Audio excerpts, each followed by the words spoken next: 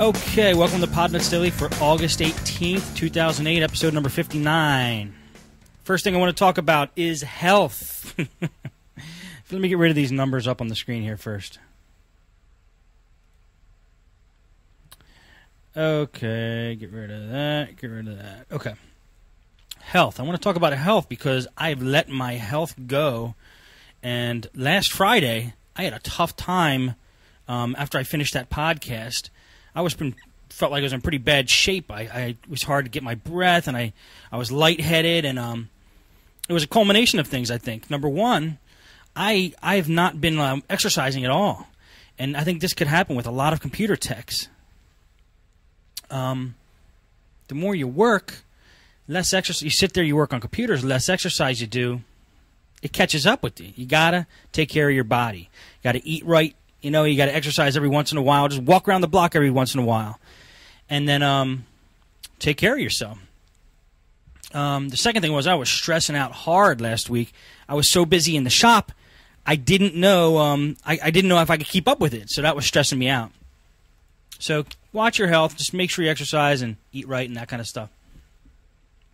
I want to start off this podcast by playing a couple voicemails real quick.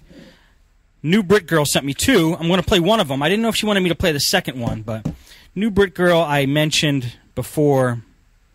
I didn't know if she was still listening to the show or not, and she wanted me to know that she very much is, and I appreciate that, Cynthia. So here's the email. You sent me a great email, or here's the voicemail you sent about SuperAntispyware and Spyware Doctor.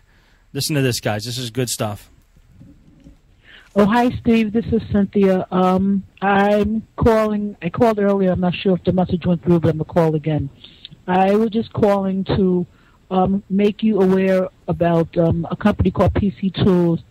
The product is called Spyware Doctor. I believe it's mentioned by Kerry Holtzman. He seems to like it.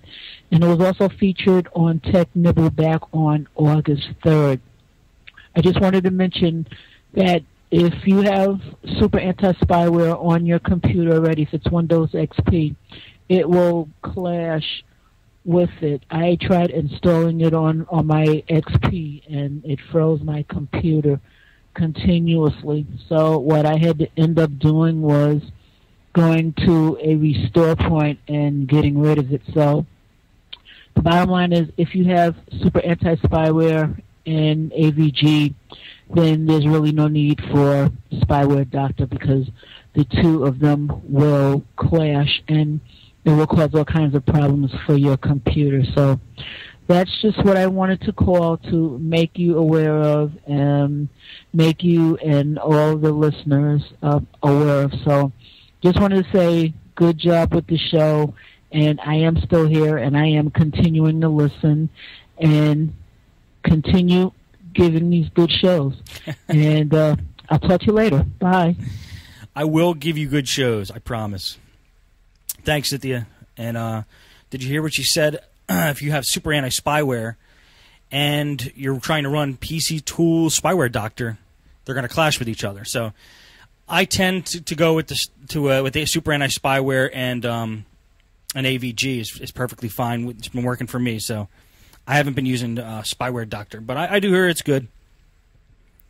And then I think Randy, Tech Guy 911, he left me a message. I think it's Randy. Here's his voice message.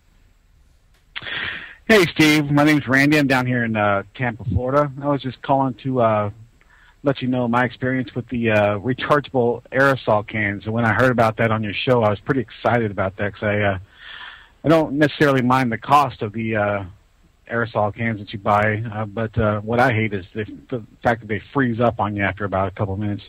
So I thought that this would be a good solution to that. I went down to my local Harbor Freight's tool shop and picked a couple up, and I went and filled them up. And let me just say, don't waste your time or money, because I think I can sneeze harder than those things blow air. So I think it's just back to the good old tried and true compressed air cans until we find a different solution. Anyway, love your show, and keep up the good work. Thanks for everything you do. Take care. Thank you, and thanks for leaving me the email, but it's such bad news. You know, I was excited about those aerosol cans, too. I thought I found a solution. I thought I wouldn't be getting any more emails about a leaf blower. And I guess that it's back to the drawing board now. All right, had a laptop, compact laptop, customer brought in. He had he had 2 power adapters with him, and both of the tips of the power adapters were just fried. Turns out this computer was just frying the tips on these power adapters, and they would melt, and he'd have to pull them out of the computer. The plastic in the power adapter was melting, and to me, it seemed my guess was, okay, well, it's probably clogged with dust, or the fan stopped spinning for whatever reason, and it was getting too hot and was melting the thing. So I took the computer apart, because usually in a clog of that magnitude, you can't just blow the compressed air in, because there's so much dust in there, there's nowhere for it to go. You actually have to get in there and get it out manually, because we're talking about clumps now, and there's no way they could fit out any of the holes on the computer. So I took it apart, and yes, it was just caked with hair and dust and like fabric. It looks like somebody used it on the bed, used the laptop on the bed.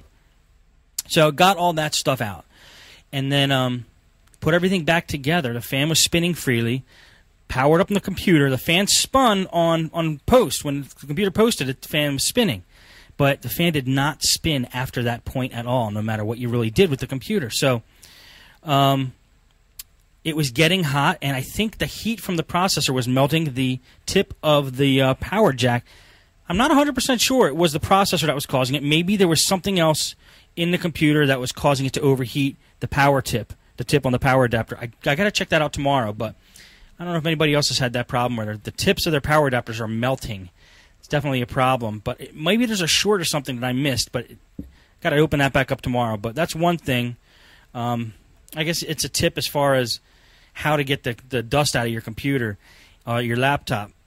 Compressed air is always not always going to be the solution. In fact, it might cause harm sometimes when you blow the compressed air in the laptop, and what you do is you free up the chunks that are in there, and they actually jam the fan blades up so the fan doesn't spin at all.